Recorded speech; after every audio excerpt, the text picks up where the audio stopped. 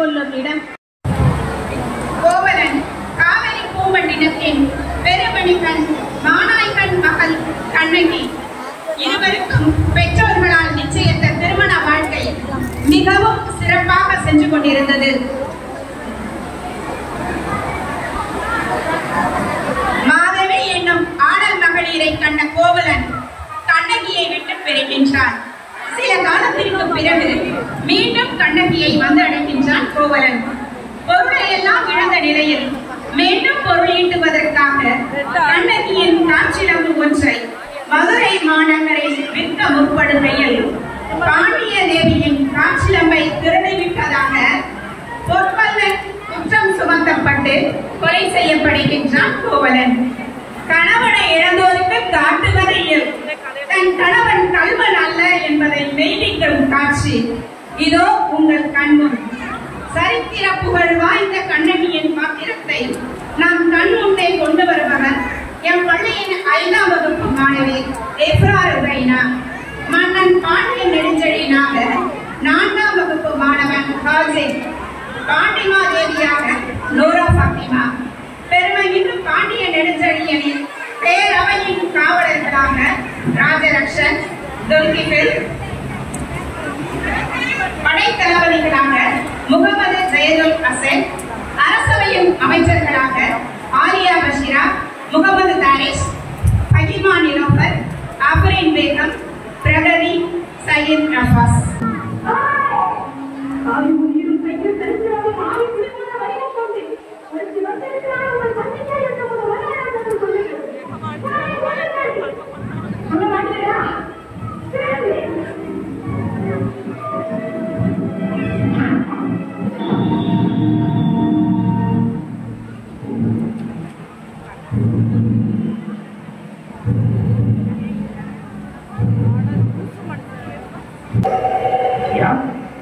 அரண்மனை காவலர்களை மீறி ஆவேசத்தில் உள்ளே நுழையுங்கய்யா.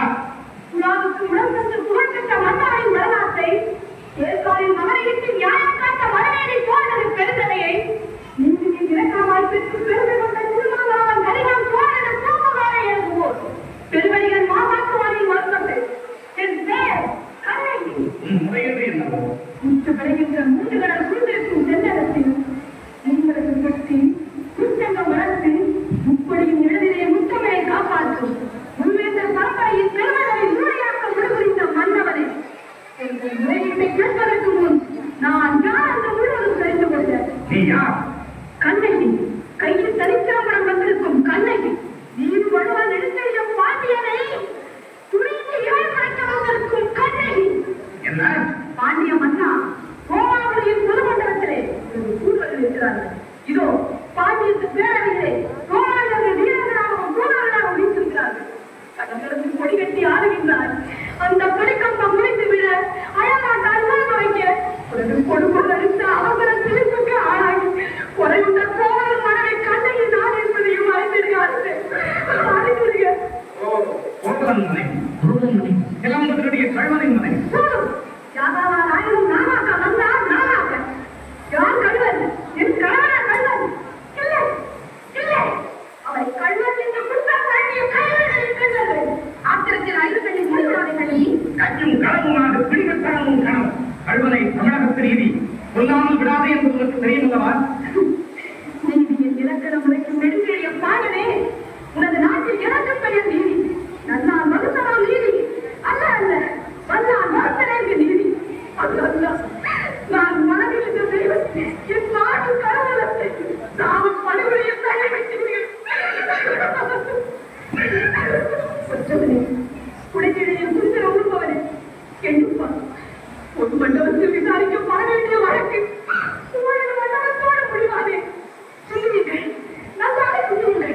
குற்றம் சாட்டப்பட்டவரின் மருத்துவர்களுக்கு மதிப்பு தராமல் கொலைவாதம் வேலை அவ்வளவு அவசரமாக நடைபெறுவாரே. இதற்கு பெயரா நீதி, இதற்கு பெயரா பலன், இதற்கு பெயரா நியாயம், இதற்கு பெயரா அருமை, உனக்கு பெயரா அரசாங்கம் மன்னன். என்ன?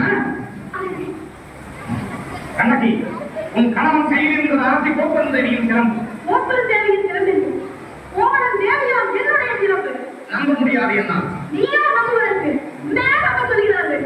உன் மீது வழக்கு வைக்க வந்தவன் நான், குற்றவாளி நீ.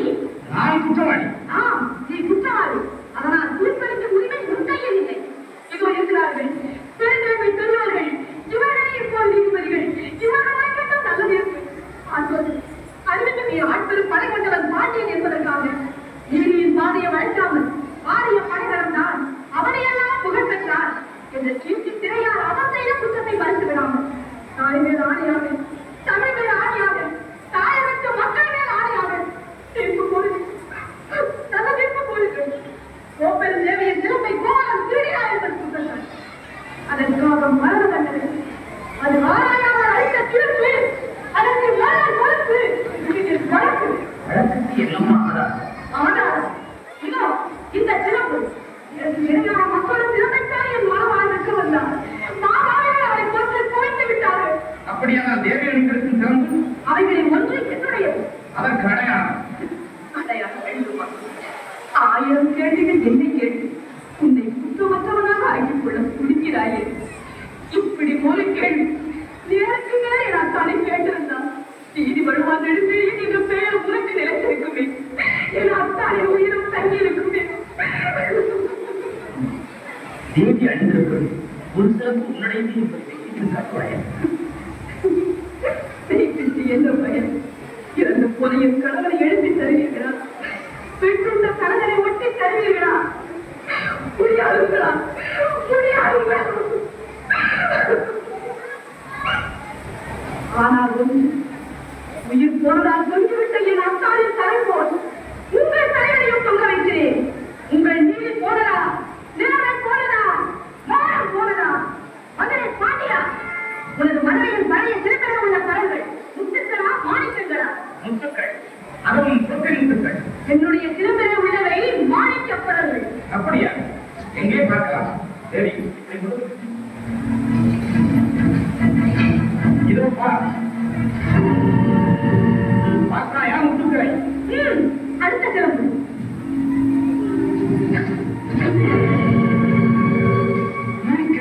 மாணிக்கங்கள், ரத்த துளிகள், தர்மத்தின் கண்கள் வடிக்கின்ற ரத்த துளிகள். பாண்டியா, உனக்கு இன்னும் சந்தேகம் இருந்தா இதோ என்னுடைய மக்கள் சிறப்பு.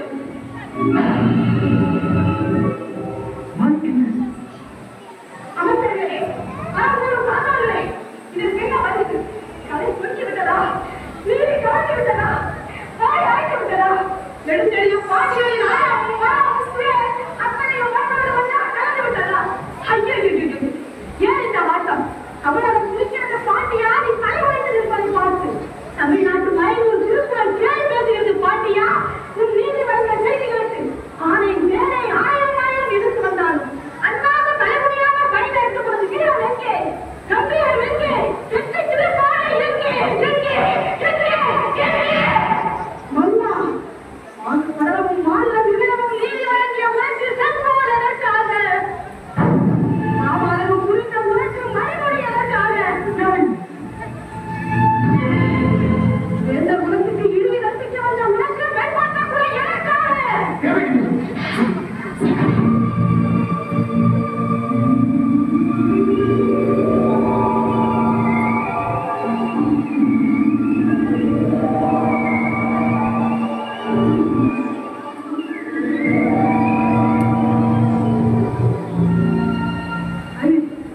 என்னை காலமெல்லாம் அரவைத்த காவலனே அழு. என் காதலனே, என் கண்ணாளனே, கண்ணனைந்த மணவாளனே, குடிக்க குடிக்க கொண்டவிட்ட பாவி, அழு, அழு, நல்லவள் அழு. உன் கணவன் கள்வன் ஆராயாமல் அவர்களுக்கு கொண்டு வருக அவரை என்று ஆணையிட்ட நானே கள்வன். நானே கள்வன். தமிழ் தாயகமே, என் தாய், என்னை மன்னித்து விடும், என்னை மன்னித்து விடும்.